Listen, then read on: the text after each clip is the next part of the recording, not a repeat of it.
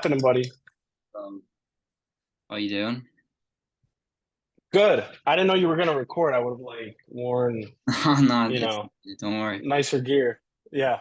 Um, so obviously thank you for joining us. I know you've been really busy, so Yeah, uh, no problem. How what's the time there? How late is it over there right now?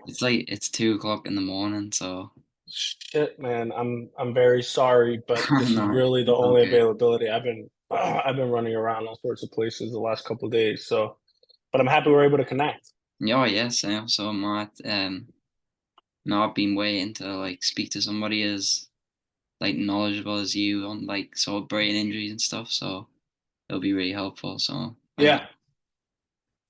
Yeah, let's Um, do it. I'll just get straight into it. So obviously you're a neurologist. So I'm just wondering because my project is a lot to do with brain injuries in American football, and a lot of people have accredited CTE to certain players. Obviously they can't tell if you've got it because, correct me if I'm wrong, you can't actually tell if somebody's got CTE until they've died. I think that's true. So I'm just wondering if you could sort of explain what CTE actually is. Yeah. So CTE is a neurodegenerative condition I don't know if you know what Alzheimer's disease is, like a dementia, right? And the thought is that the repetitive head injuries cause damage to your brain and to the neurons and the different structures in your brain that then accumulate a certain protein.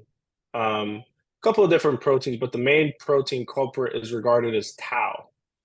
And that accumulation of protein um, can then kind of accumulate over a certain amount of time that would then cause damage to the brain and accelerated neurodegeneration or dying of certain parts of the brain um, that would then cause you to have this sort of dementia that is characterized in a bunch of different ways, but generally it's regarded as having behavioral issues, memory, cognitive issues, um, quicker to aggression, emotional lability, which means your emotions are all over the place, um, and you know different things like that. Now, um, I think the debate is still out as to whether there's a direct causal link between repetitive head injuries and CTE.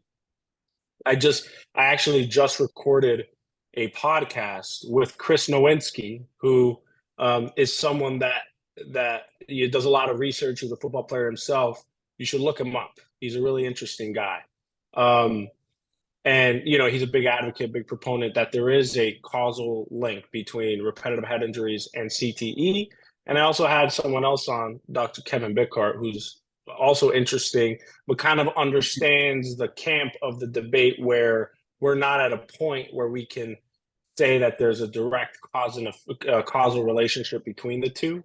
But I think the evidence is coming out that there's definitely a significant association between repetitive head injuries and developing the dementia that's known as CTE, chronic traumatic encephalopathy.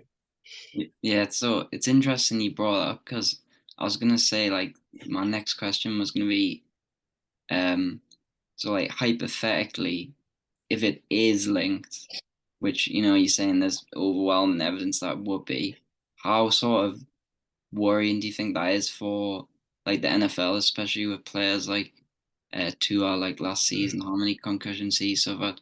Do you think that will affect the way the league will be thinking? Yeah, I mean, I absolutely. I don't like to speak in hypotheticals, but if you're going to force me to do so, then I'm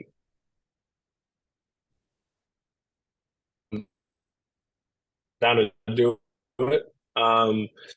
We need to pay attention to that's yeah, it's starting to mount, and I think there need to be some reconsiderations um, from everyone involved as to whether there is a causal link or not.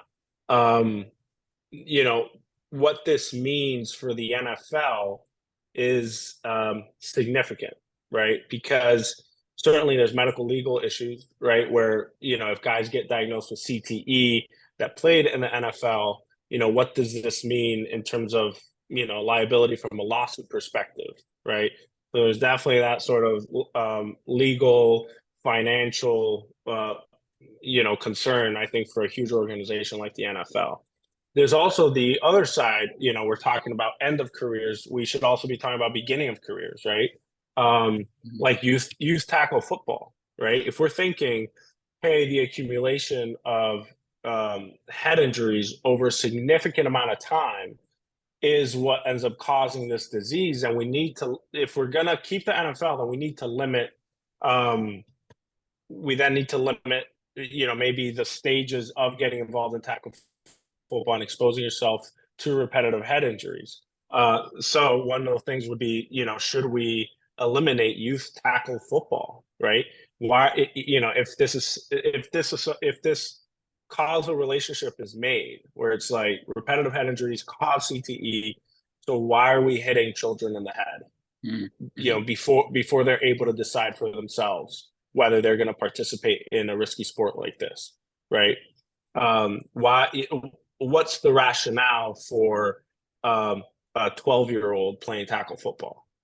Yeah. Like Mhm. walk me through that, right? I don't know. If the relationship is made, then it's just like, could we just ban youth tackle football, right? Yeah.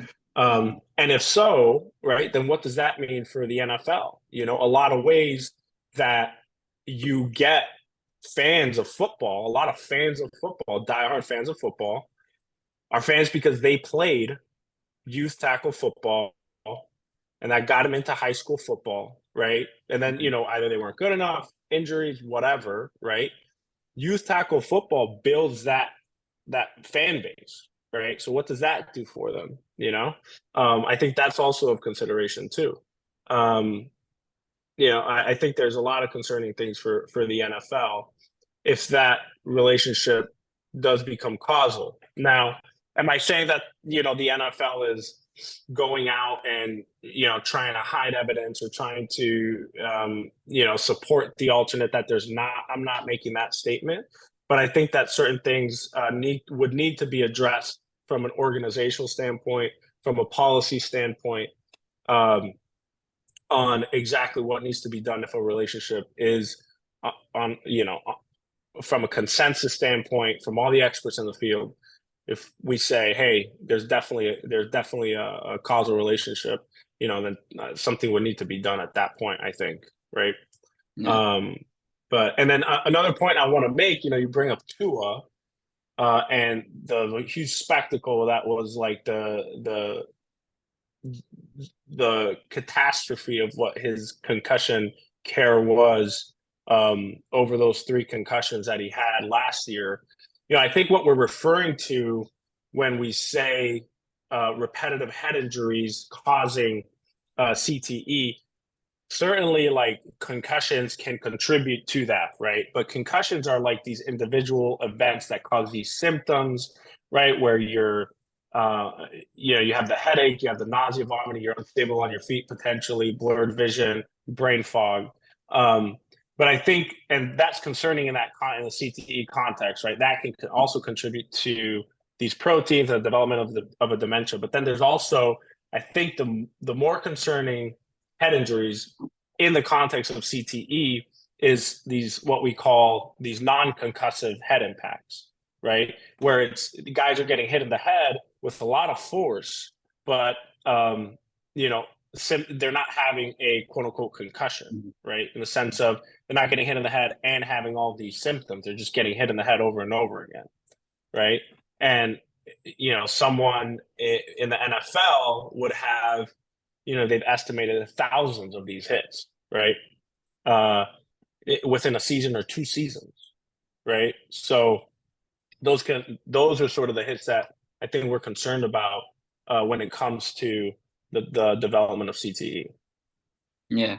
So, like, obviously you've mentioned a lot there about like young players, like at least people under 18 that will be playing the sport and sort of like obviously it is the same danger for like professional players, but I remember watching Pro Football Focus or Pro Football Talk, and they were saying that people are being like calling them up saying, I'm not gonna let my like child play football because of like what's happened in the NFL. Like, so do you think that that will be something that is sort of dangerous to the future of the sport? Yeah, I think so. I think you already see that, right? Like, this causal relationship hasn't, there's no consensus on it, and we're already seeing a significant decreased drop in football participation. And that's just because, this kind of evidence is coming out of the possible link. Um, so I think that's definitely an existential threat to the sport, right? What kind of talent is the NFL missing out on? What kind of fan base is the NFL missing out on if parents aren't putting their kids into the sport? I think that's just something um, that is logical to think about. Yeah.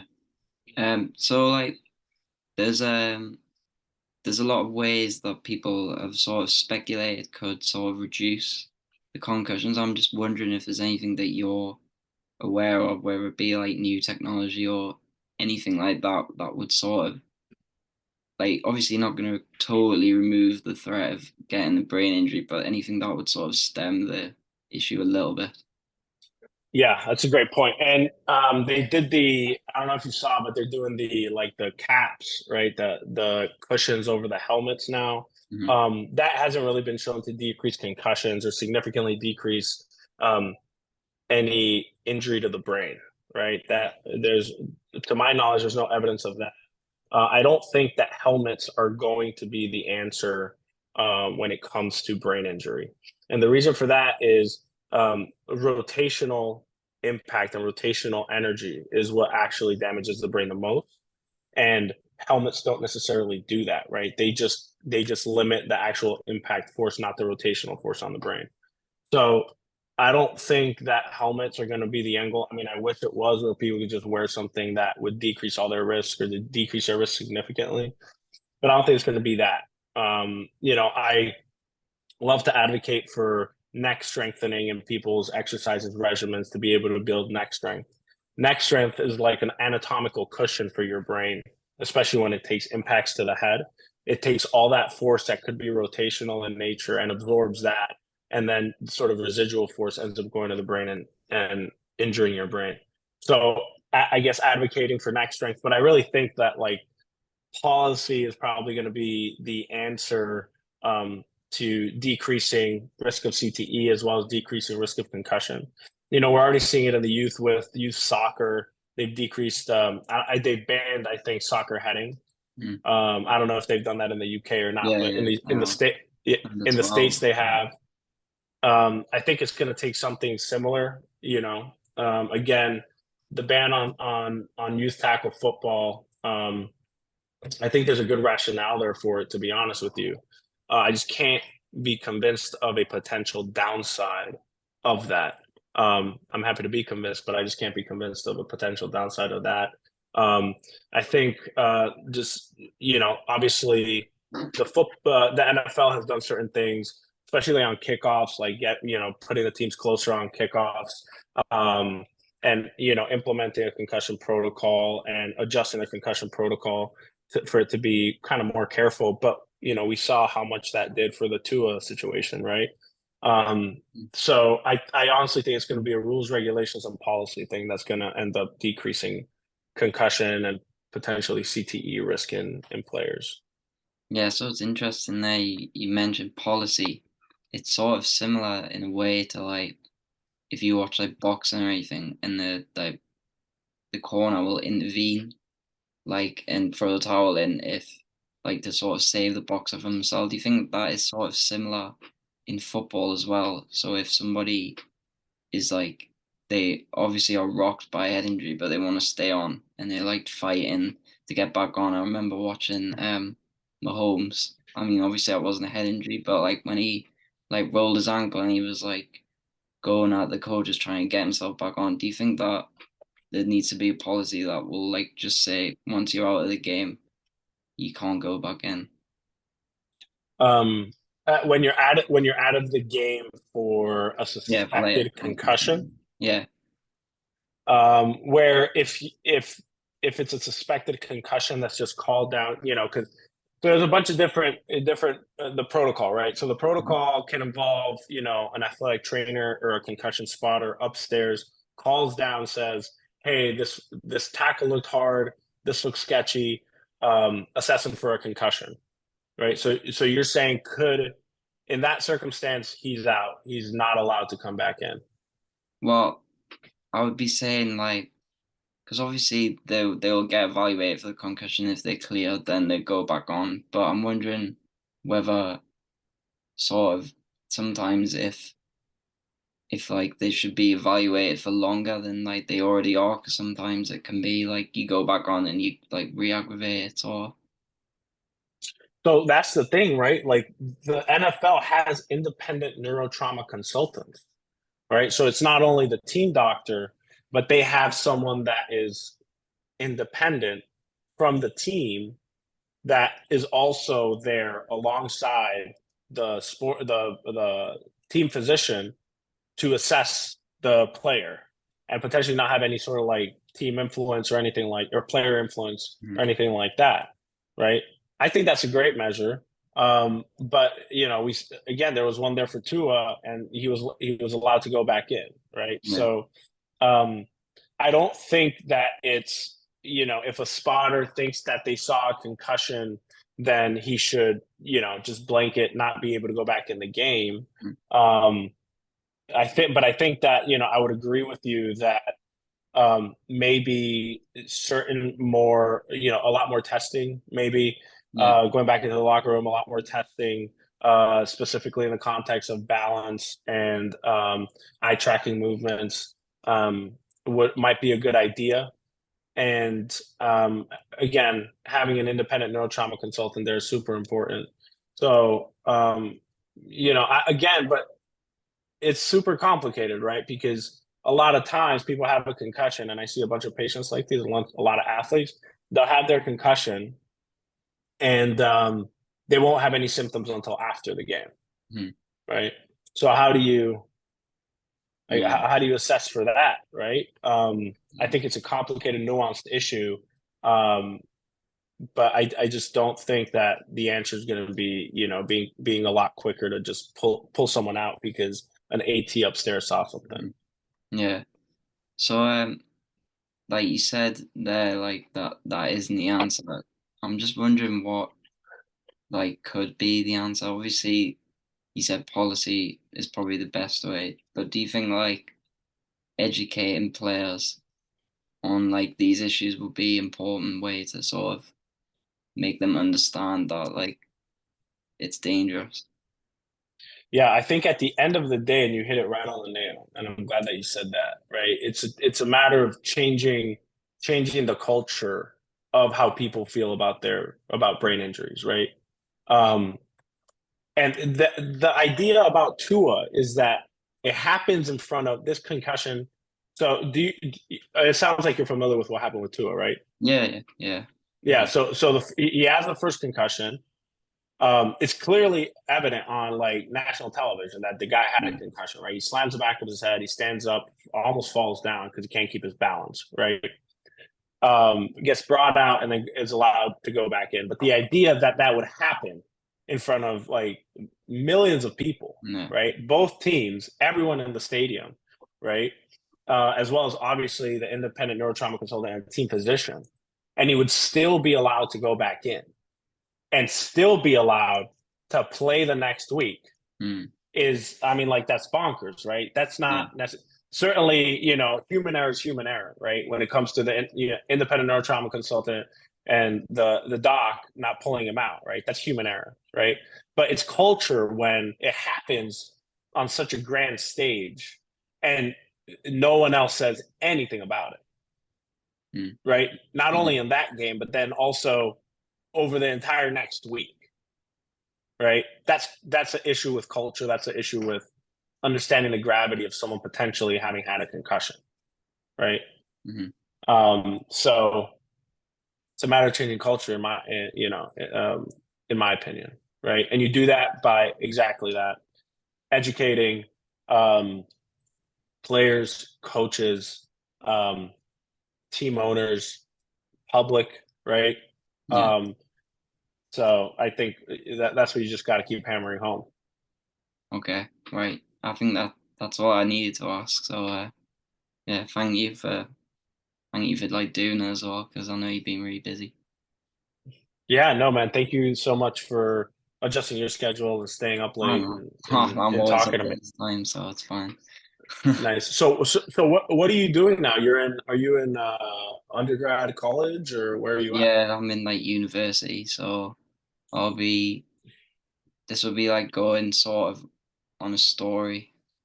So like obviously if you don't want me to use your name, then you can tell me now I can just leave it anonymous.